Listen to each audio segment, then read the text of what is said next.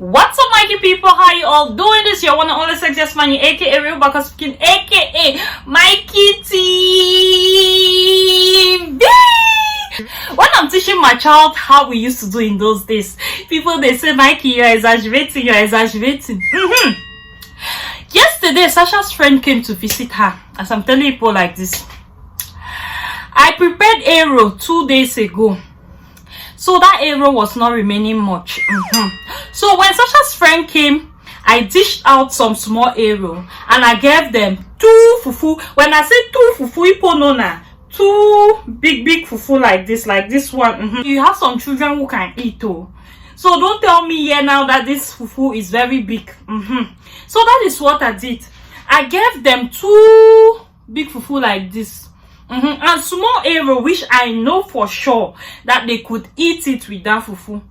You cannot imagine, as Sasha was eating with that child, arrow got finished. How did that arrow get finished? That child will carry small fufu like this. As I'm telling people like this, I already washed my hand. Don't come and tell me now that I have not washed my hand. The child will carry fufu like this, and then we'll pack arrow like this, big arrow, and swallow it. And I was looking at that child. I said, is this child normal in the head? I said, is that child normal in the head? Now, what I'm trying to say is, baby Sasha could manage her own arrow.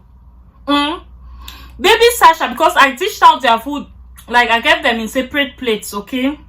So I expected that child to manage her arrow and have food.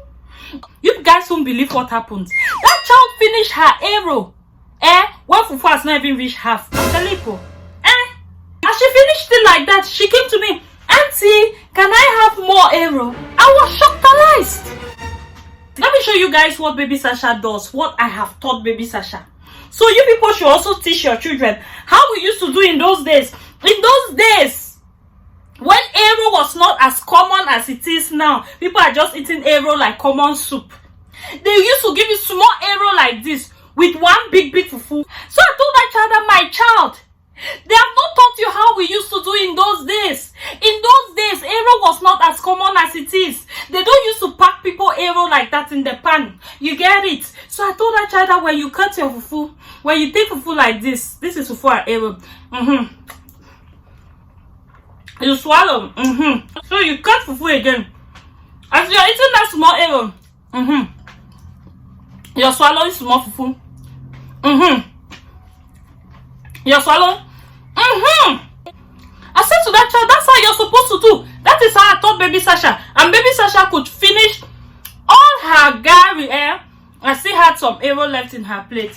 People should call me cafe. Call me cafe. Go home. Teach your children that they can eat arrow like this. They cut. And they do.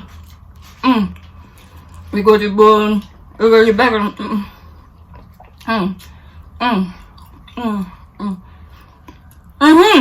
In those days, you can use only 1 meat to swallow fufu, 1 big fufu like this, and you finish it.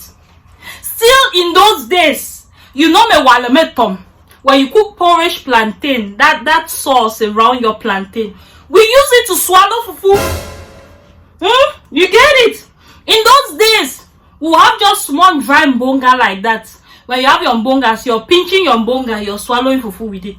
Yes, for fufu lovers. Anyways, I still remain your one and only success money, aka Real Baka Speaking, aka Mike